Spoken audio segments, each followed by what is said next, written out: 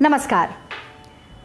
कहते हैं कि संवाद और समन्वय पर लोकतंत्र आधारित है और आज के समय में जब ख्वाबों पर चौकसी हो, विचारों पर पहरा लगा हो और अभिव्यक्ति को आए दिन कटघरे में खड़ा किया जाता हो तो संवाद की प्रासंगिकता और ज़्यादा बढ़ जाती है। अब देखिए, यूँ तो कहते हैं कि सत्ता पक्ष के साथ संवाद साधना बहुत ही कठिन काम है, पर मैं कहूँ कि कांग्रेस की दो पीढ़ियों के बीच में संवाद या संपर्क होना बहुत ही आसान है। तो हमने सोचा कि क्यों ना एक कार्यक्रम आप लोगों के लिए बनाया जाए, कुछ इस तरह रचा जाए कि कांग्रेस की दो पीढ़ियां बैठकर कुछ ज्वलंत मुद्दों पर, कुछ दिलचस्प विषयों पर अपनी राय साझा करें, एक दूसरे से बातचीत करें, चर्चा करें, ताकि कुछ नई पुरानी यादें ताज़ा हों, कुछ खट्टी मीठी यादें ताज़ा हों और एक नया विमर्श निकल कर आए।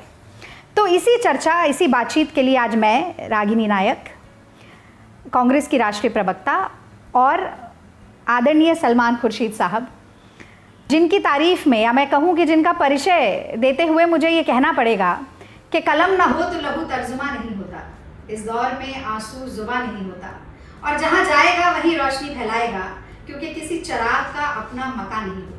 तो एक बहुत ही बहुआयामी व्यक्तित्व के धनी, जिन्होंने जीवन में बहुत किरदार अदा किए, बहुत अलग अलग रोल बड़ी जिम्मेदारी के साथ निभाए, उनसे अलग अलग विषयों पर चर्चा करना मैं समझती हूँ आज एक बहुत ही सुखद अनुभव होने वाला है। तो पहली बात, सलमान जी, आप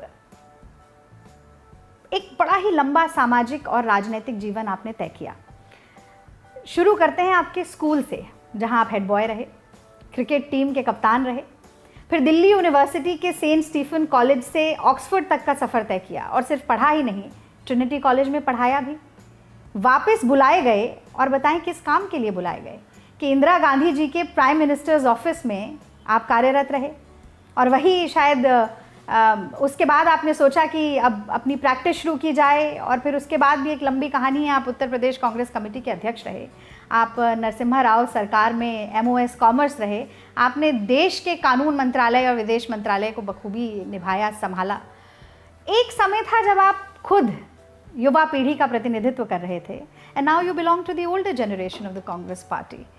तो नई और पुरानी पीढ़ी के बीच का संबंध, उनका तारतम्य आप कैसे देखते हैं, और ये जानते हुए that the only constant thing in the world is change, और शायद परिवर्तन संसार का नियम है, एक जनरेशनल शिफ्ट कितनी अनिवार्य है, और क्या वो हमेशा से जनरेशनल शिफ्ट बहुत स्मूथ रही है? देखिए, बड़ा मार्मिक करने वाली ये एक गाथा का आपने विवरण कर दिया। मैं जब मैं आया, राजनीति में आया या सार्वजनिक जीवन में आया, तो उस समय एक बहुत महत्वपूर्ण कदम मेरा जो था मिस हो चुका था। अच्छा। वो महत्वपूर्ण जो कदम है, वो जो स्टूडेंट पॉलिटिक्स होती है, जो युवा नेतृत्व जहाँ मिलता है, जहाँ उभरता है, वहाँ मुझे राजनीति करने का कोई अवसर नहीं प्राप्त हुआ। सेंट स्टीफन कॉलेज में मैंने एक चुनाव लड़ा था, प्रेसिडेंट का चुनाव लड़ा था, उसकी कुछ परिस्थितियाँ थी और वो चुनाव में नहीं जीत पाया, क्योंकि वहाँ रेजिडेंट्स वर्सेस नॉन रेजिडेंट्स का एक बिखराव होता है। आज भी है, मुझे लगता है शायद आज भी है। लेकिन पहली दफ़ा मुझे वो अनुभव हुआ कि जब भी आप कहीं किसी क्षेत्र में या किसी भी लेवल पर आप चुनाव लड़ते हैं, तो वहाँ पहले से एक नाकाबंदी होती है, जिससे विवश होकर लोग वही करते हैं जो होता चला आ रहा है। और कभी कभी कोई व्यक्ति ऐसा आता है जो उसको फलांग कर, उसको तोड़कर एक नई व्यवस्था पैदा करता है, लेकिन उस वक्त सेंट स्टीफेंस कॉलेज में ये नहीं हो पाया था। उसके बाद मैं ऑक्सफोर्ड गया। ऑक्सफोर्ड में मुझे अपने काम करने में बड़ी रुचि थी, मुझे बहुत आनंद आया रिसर्च काम में, और मैं कभी कभी ये सोचता था कि मैं अब ऑक्सफोर्ड से शायद वापस नहीं लौटूंगा। अगर भारत से इतना मुझे लगाव ना होता, घर से लगाव ना होता, तो मैं फिर ऑक्सफोर्ड नहीं रहता। और क्योंकि वहाँ का जो जीवन है वो इतना उदार सा जीवन है और इतना संतुष्ट करने वाला जीवन है किसी भी सोचने वाले व्यक्ति को, कि मैं वो छोड़ नहीं सकता था। लेकिन भारत की एक लगाव था, देश से, अपने घर से, परिवार से, तो मैं लौट कर यहाँ आया। जब मैं लौट कर यहाँ आया तो मेरी जो पीढ़ी के नौजवान थे वो राजनीति में आ चुके थे, वो राजनीति में काफ़ी आगे बढ़ चुके थे। बट मैंने ये तय किया कि कुछ दिन प्रधानमंत्री कार्यालय में काम करूँगा, क्योंकि मुझे एक बहुत बड़ा सम्मान मिला जब मुझे वहाँ 28 वर्ष की उम्र पर मुझे वहाँ काम करने का अवसर प्राप्त हुआ। फिर मैं सुप्रीम कोर्ट में गया। सुप्रीम कोर्ट के बाद पहला चुनाव लड़ने का मौका मिला। राजीव जी ने मुझे बुलाकर टिकट दिया। और सच्ची बात यह है कि जिस दिन मुझे मेरे चेंबर से डीपी सिंह और आर के गर्ग का चेंबर था जहां मैं काम करता था, वहां से मुझे संदेश प्राप्त हुआ वहां कि राजीव जी ने बुलाया है, प्रधानमंत्री ने बुलाया है। और मैं गया उनसे मिलने के लिए। तो मेरे पास उस समय खादी के कपड़े तक नहीं थे, आप सुनिए। तो अब मैंने कहा कि मैं उनसे कैसे मिलूं, तो मैंने अपने पिताजी के वार्डरोब में देखा कि कोई उनकी बुशर्ट, खादी की बुशर्ट हो या कुछ मैं उसको पहन सकूं। तो एक मिल गई, वो मैंने पहनकर मैं राजीव जी के यहाँ पहुँचा। तो वहाँ जब बैठा था मैं उनसे मिलने के लिए बाहर बैठा था उनके एंटी रूम में, तो मैंने ये देखा कि मेरी जेब जो है, यहाँ की जेब वो मिसिंग है, जेब निकल चुकी थी, उधड़ चुकी थी, वो निकल चुकी थी। तो उसको मैं ऐसे याद रखता हूँ कि वो पता नहीं उन्होंने देखा होगा कि नहीं देखा होगा।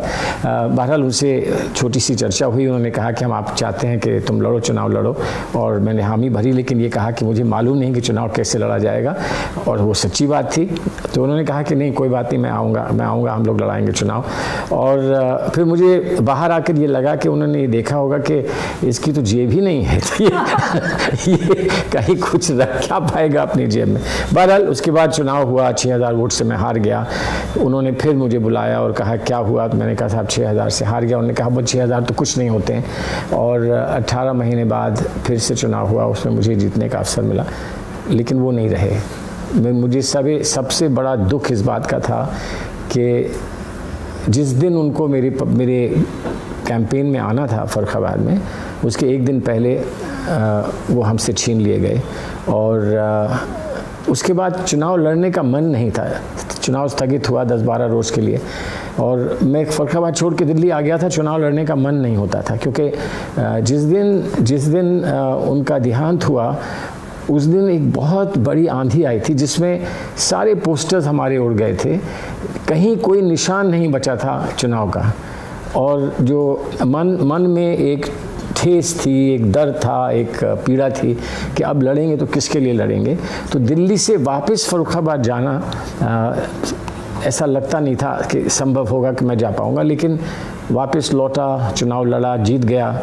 और जीतने के बाद फिर सरकार में आ गया। मुझे पता भी नहीं चला कि मैं कहाँ से कहाँ पहुँच गया और कैसे पहुँच गया। मैं एमपी की शपथ लेने से पहले सरकार का मंत्री बन चुका था, लेकिन मुझे कुछ आइडिया नहीं था कि आखिर क्या करना होता है और कैसे करना होता है। और सब कुछ फिर धीरे सीखते गए, देखते गए, लोगों से संपर्क किया, लोगों से संबंध बना।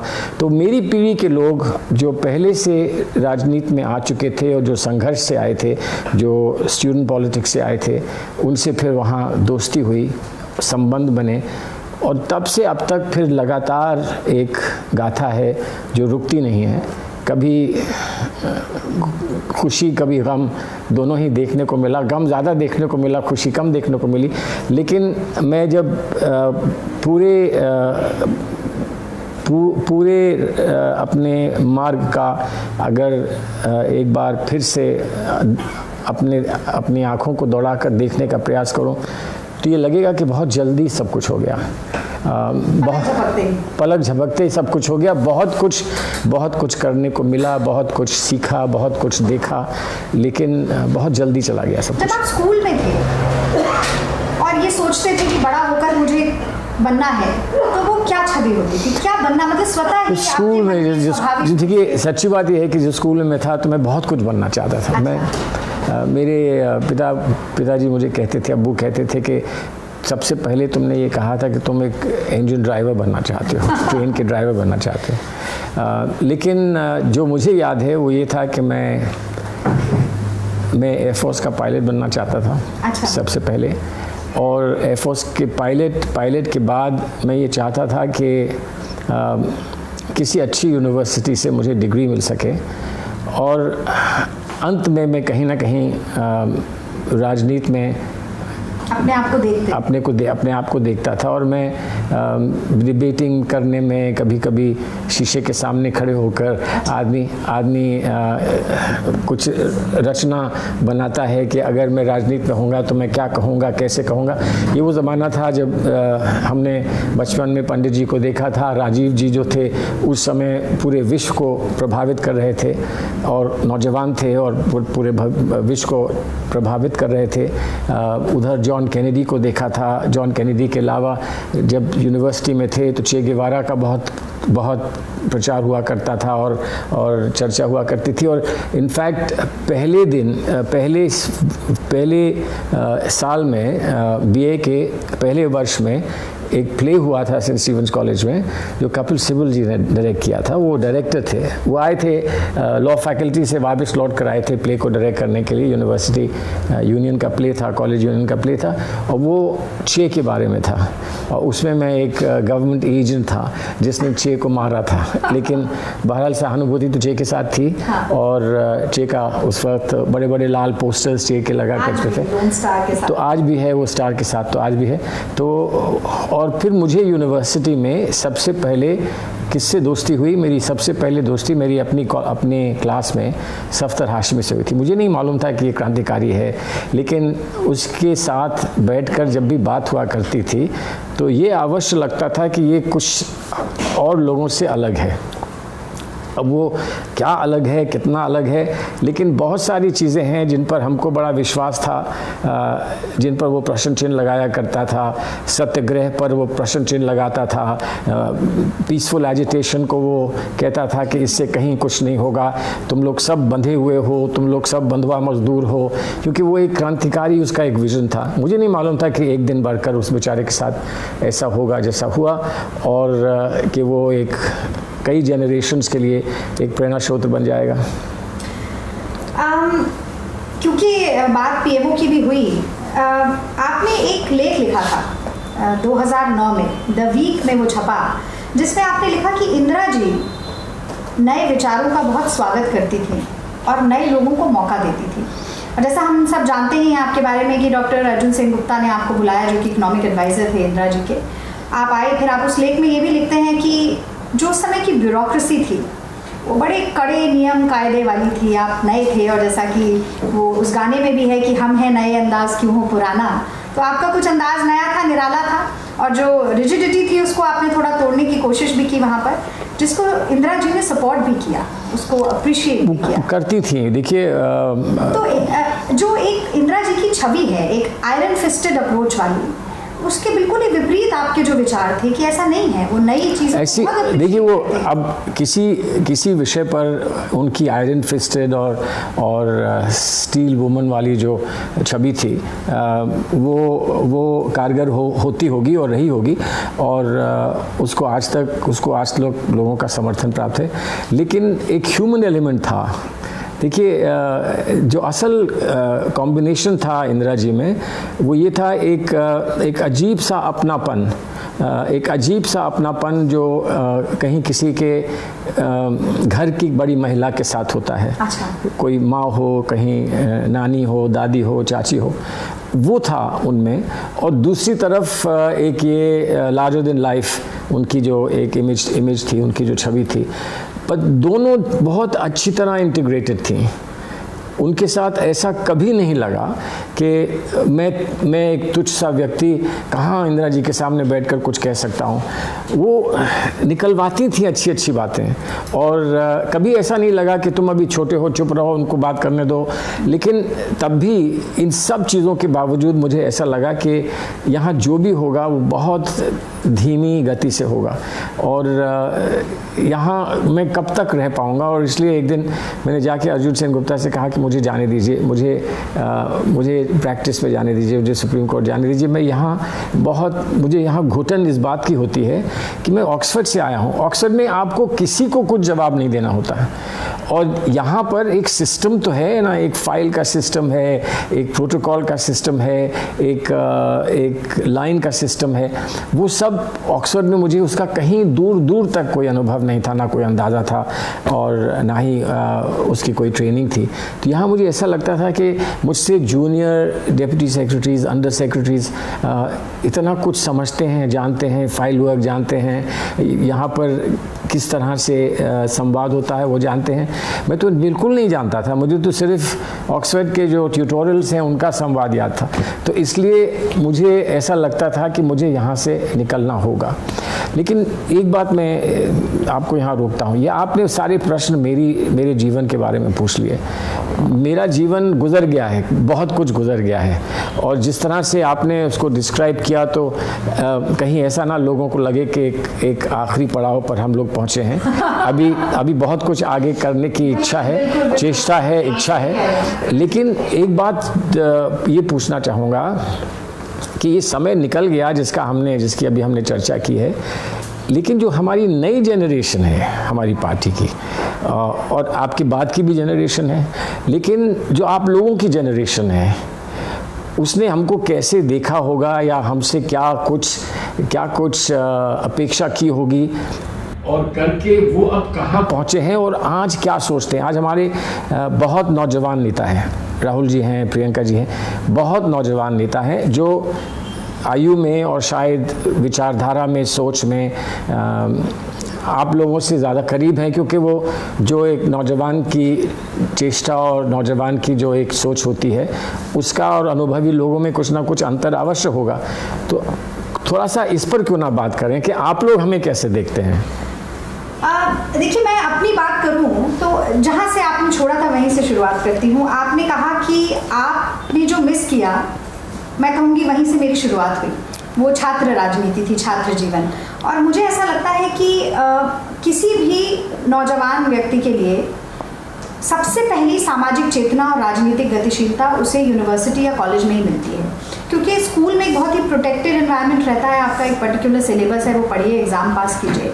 पर एक जो कैंपस लाइफ में जो एक्सपोजर आपको मिलता है वो आपको स्टूडेंट एक्टिविज्म के साथ साथ सोशल रिस्पॉन्सिबिलिटी की तरफ भी ले जाता है और बहुत सी नई चीज़ सीखने को मिलती है। उस समय में जब मैं छात्र राजनीति में रही, करीब 10 साल, दिल्ली विश्वविद्यालय छात्र संघ की अध्यक्ष भी बनी, तब 3 लोगों ने मुझे सबसे ज़्यादा प्रभावित किया जो समय समय पर NSUI के इंचार्ज रहे। एक ऑस्कर फर्नांडिस जी थे, एक अशोक गहलोत जी थे और एक मुकुल वासनिक जी थे। और तीनों लोगों ने एक बात सिखाई जो सिर्फ मुझे नहीं, उस समय के NSUI यूथ कांग्रेस के तमाम सैकड़ों हज़ारों लोग जो आज निकल के कोई MP है, कोई मिनिस्टर है, कोई MLA है, अलग अलग जगह पर कांग्रेस का नेतृत्व कर रहे हैं। उन्होंने कहा कि 2-3 चीज़ें समझना बहुत ज़रूरी है। पहली बात ये कि आप जिसका भी प्रतिनिधित्व कर रहे हैं उस व्यक्ति के अधिकार सर्वोपरि हैं और अगर उन अधिकारों का हनन होता है तो आपको भले ही अपनी ही सरकार के खिलाफ क्यों ना बोलना पड़े, आवाज़ ज़रूर उठानी चाहिए। ऐसे समय में मैं आपको एक छोटा सा उदाहरण भी देती हूँ कि मेट्रो नई 2005 में शुरू हुई थी दिल्ली में। तब बहुत ये डिमांड थी स्टूडेंट्स की कि मेट्रो पास भी शुरू किया जाए। दिल्ली सरकार, जब शीला जी उस वक्त मुख्यमंत्री थी, उनका कहना था कि एक बार अगर पास सिस्टम शुरू हो जाता है तो हर चीज़ को सब्सिडाइज करना पड़ता है, फिर जो रेवेन्यू जनरेट होना चाहिए वो नहीं हो सकता है वो। लेकिन हमने कई बार एजुकेशन की, बहुत बार प्रोटेस्ट की। हम NSUI कांग्रेस का विंग है, हमारी मुख्यमंत्री थी, लेकिन हमने कहा कि नहीं, छात्र चाहते हैं तो ऐसा हो। वो पहली सीख थी, वो मुझे लगता है आज भी लाजमी है। आपने सफदर हाशमी की बात की, उस समय जब हम NSUI में थे हमें अनहद के ट्रेनिंग कैंप्स में ले जाया जाता था। वहाँ पे राम पुनियानी बताते थे कि धर्मनिरपेक्षता क्या होती है। गौहर रजा हमसे गवाते थे कि ऊंची है परवाज़ हमारी, ऊंची है परवाज़। और विचारधाराओं में फ़र्क क्या है, हम क्यों कांग्रेसी हैं, हम संघी क्यों नहीं हैं, या हम लेफ्ट से क्यों अलग हैं, ये जो अवधारणा है ये वहाँ मुझे लगता है कि वहाँ से हमें वो सीख मिली जो आज भी काम आती है। लेकिन मेरे बाद की जो जनरेशन है, आप कह रहे हैं जो अब 15 साल बाद जो NSUI के यूथ कांग्रेस के लड़के लड़कियाँ आ रहे हैं, मुझे लगता है कि वो विचारधारा से जुड़ाव कहीं ना कहीं कमज़ोर पड़ा है, ये समझना कि हम क्यों हैं, किस तरह अलग हैं, और हम जो भी हैं वो हम उन लोगों के लिए हैं जिनका हम प्रतिनिधित्व कर रहे हैं, वो भावना अगर कम हो जाती है तो मुझे लगता है कि आप राजनीति कर नहीं सकते। तो केवल यदि राजनीति ट्री प्लांटेशन या ब्लड डोनेशन ड्राइव तक सीमित रहेगी तो वो बहुत ज़्यादा जनसेवा वाली राजनीति। तो मैं एक बात पूछूं कि ये समस्या सिर्फ आप लोगों के लिए नहीं है, ये हमारे नई पीढ़ी के लिए नहीं है, ये समस्या हम लोगों के लिए भी है, जिनके लिए ये कहा जाए कि हम तो 20-30 साल के 40 साल के अनुभव के बाद इस स्थान पर पहुँचे हैं जहां हम आज हैं। सरकार में भी रहे, सरकार के बाहर भी रहे, विपक्ष की भूमिका भी अदा की, लेकिन क्या आप लोगों को आज वहाँ से जहाँ से आप लोगों की पीढ़ी खड़े होकर हमें देखती है, क्या उनको ऐसा लगता है कि हम घबरा गए हैं? क्या हमने जो मार्ग अपनाया था और जो हमको महात्मा गांधी, जवाहरलाल नेहरू, इंदिरा गांधी जी ने दिखाया था, कि उस मार्ग पे चलने में हम में कोई कोताही आ गई है? क्या वजह है कि हम आज की नौजवानों को वैसे इंस्पायर नहीं कर पा रहे हैं, प्रोत्साहित नहीं कर पा रहे हैं, जैसे इन तीन हमारे साथियों का आपने विवरण किया, उन्होंने आपको प्रोत्साहित किया था, या इंदिरा जी ने किया था, सोनिया जी ने किया था। आज हम में क्या कमी है कि हम आपको वैसे प्रोत्साहित नहीं कर पा रहे हैं? आपको क्या लगता है? नहीं, मुझे लगता है कि इसमें समय और काल परिस्थिति इन तीनों चीज़ों का बहुत योगदान होता है। आज की चुनौतियां जो हैं सर, मुझे लगता है कि वो थोड़ी अलग हैं उस समय की चुनौती से। जब आप सत्ता में नहीं होते हैं तब आप अपने आसपास के परिदृश्य को कैसे देखते हैं, और जब आप सत्ता में होते हैं तब आपका क्या नज़रिया होता है, ये अलग है।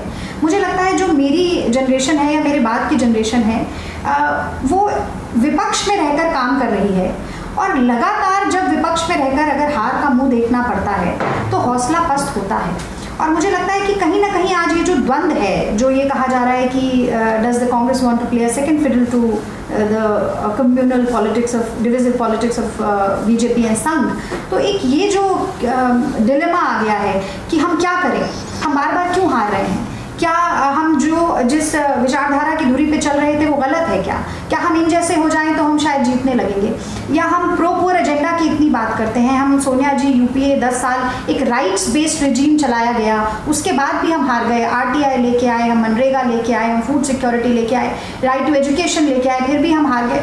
तो ऐसे समय में मुझे लगता है कि वो चुनौती आपने शायद उस वक्त ना देखी हो जब से आप राजनीति में आए हैं। तो वो समय काल परिस्थिति के हिसाब से आज की जो पीढ़ी है वो और ज़्यादा बुरे समय से गुजरी। इसमें एक बात मैं आपको बताऊं, ये आपने सही कहा कि हमारे समय पे क्या चुनौतियां थीं, क्या परिस्थितियां थीं, और आप लोगों के समय में क्या चुनौतियां परिस्थितियां हैं। लेकिन मैंने जब प्रवेश किया राजनीति में तो ये सारी परिस्थितियां उत्तर प्रदेश में बिगड़ना शुरू हो गई थी। पहले चुनाव से लेकर, हम लोग चुनाव जीते, मैं 2 दफ़ा चुनाव जीता, लेकिन मेरे पहले चुनाव से लेकर जो 89 का था, तब से लेकर अभी 2014 में, उसके बाद 2019 में लगातार हमको उत्तर प्रदेश में ये मान के चलिए कि पराजय से भी बदतर हमको उत्तर प्रदेश में देखने को मिला। बीच में मैं प्रदेश कांग्रेस का अध्यक्ष रहा, हम लोग 0 से 10 सीटों पर पहुंचे। उसके बाद मैं नहीं था अध्यक्ष, मैं वापस दिल्ली चला आया था, हम लोग बढ़कर 22 पर पहुंचे, जबकर और विपक्षी दल जिसमें बीजेपी वगैरह सबको आप ले लेते तो उनको इतनी बढ़त नहीं मिल पाई थी जितनी आज देखने को मिल रही है। तो पतन वहाँ से हमारा शुरू हुआ था, उत्तर प्रदेश से शुरू हुआ था। और मेरा ये मानना है आज भी कि हमारे नेतागण जब भी हमको फिर से पकड़ के खड़ा कर पाएंगे और हम लोग उनको सहयोग देने के लिए अपने पाँव पर फिर से खड़े हो पाएंगे, तो कहीं ना कहीं उसका आरंभ, उसकी शुरुआत हमको करना होगा तो उत्तर प्रदेश से करना होगा। बिना उत्तर प्रदेश के हम भारत में अपना वो वर्चस्व नहीं बना पाएंगे जो हमने पहले कभी देखा है। और उसको बनाने की आवश्यकता है। इस देश को अगर बचाना है तो उसको बनाने की आवश्यकता है। लेकिन कहीं ना कहीं अलग अलग पीढ़ियों में समन्वय की आवश्यकता है। शायद कुछ बात थी जो हम नहीं समझ पाए, जो आप लोगों की पीढ़ी हमको समझाए। कुछ बात है जो आपकी पीढ़ी को हम नहीं बता पाए, जो अब बताने की आवश्यकता है। लेकिन कहीं ना कहीं जैसे आज हम यहाँ बैठे हैं, इस तरह से हमको बैठना होगा। बिल्कुल आप ठीक। और एक बार नहीं, 1000 बार बैठना होगा, जब तक कि हम लोग सब ना समझ जाएं कि अब हमें क्या करना है। और ये हम लोगों का दायित्व बनता है, इस देश के प्रति ये हमारा दायित्व बनता है कि हम इकट्ठे होकर कुछ इस देश को करके दिखाएं। और करके दिखाएं का मतलब ये है कि एक बार फिर इस देश में हमें ये दृश्य ना देखना पड़े कि भूखे नंगे बेसहाय लोग सड़क पर इसलिए चल रहे हैं कि हमारी व्यवस्था जो है उसके बाहर हमने उनको रखा है। कहीं ना कहीं बाहर रहे हैं, छुपे हुए रहे हैं, हमने उनको देखा नहीं। आज सड़क पर वो आ गए तो हमारी ये मजबूरी है कि हम उनको देख रहे हैं। लेकिन कहीं अगर ऐसा है तो कहीं ये भी है कि वो लोग, मिडिल क्लास के लोग भी कहीं ना कहीं बेबस हैं, असहाय हैं, अपने बच्चों को अच्छे स्कूल में पढ़ा नहीं सकते, अपने बच्चों को अपने रोज़गार का प्रबंध नहीं कर सकते। तो कुछ ना कुछ कहीं बिगड़ा है। और मैं ये समझता हूँ, और इसको नौजवान कैसे देखें, कि हमने बहुत दूर तक सोशलिज्म को, समाजवाद को धकेल दिया। इस देश को समाजवाद से, इंदिरा जी के सोशलिज्म से बहुत कुछ मिला है। और अभी हम शायद उतने तैयार नहीं हुए थे एक फ्री इकोनॉमी के लिए, जितना हम लोगों को मजबूरी में शायद हमको अपनाना पड़ा। कहीं ना कहीं जो मॉडल बनाया था डॉक्टर मनमोहन सिंह के समय बना था, मुझे एक अपॉर्चुनिटी मिली थी उनके साथ काम करने के लिए, जो सोनिया जी ने जो नेशनल एडवाइजरी काउंसिल में जिसका परिप्रेक्ष्य समझाने की कोशिश की थी पार्टी को, कि राइट्स बेस्ड एंटाइटलमेंट एम्पावरमेंट हमारे मुल्क में हम लोग कैसे करेंगे। और जिसका विरोध किया आज की जो उस समय उसने इस बीजेपी ने विरोध किया, बहुत सारी प्रदेश की सरकारों ने उसका विरोध किया, ये समझ के कि शायद हम पीछे की तरफ देख रहे हैं, हम आगे की तरफ नहीं देख रहे हैं। और वहीं कहीं एक बहुत बड़ी कमी हुई। और मैं पर्सनली मानता हूँ कि मंत्री की हैसियत से मेरे लिए अगर आप मुझसे ये पूछें कि सबसे बड़ा फेलियर आपका क्या रहा, तो मैं ये मानता हूँ कि इक्वल अपॉर्चुनिटी कमीशन हम इस देश को नहीं दे पाए। अगर वो हम देते तो एक पैराडाइम शिफ्ट इस मुल्क में होता कि हम लोगों को हिंदू, मुसलमान, बैकवर्ड, फॉरवर्ड और दलित की नज़र से ना देखते, हम उसको सिर्फ देखते कि इसको आगे बढ़ने का समान अवसर मिला है कि नहीं मिला है। और मैं उम्मीद करता हूँ कि आप लोग कभी अगली पीढ़ी आए, सरकार में आए, हमारी नई सरकार बने, बहुत समय बाद नहीं, जल्द बने हमारी सरकार, तो उसमें अगर एक बात की अपेक्षा मैं करूँगा आप लोगों से, तो इतनी ज़रूर करूँगा कि इक्वल अपॉर्चुनिटी कमीशन, सामान्य अवसर कमीशन अवश्य आप बनाएं।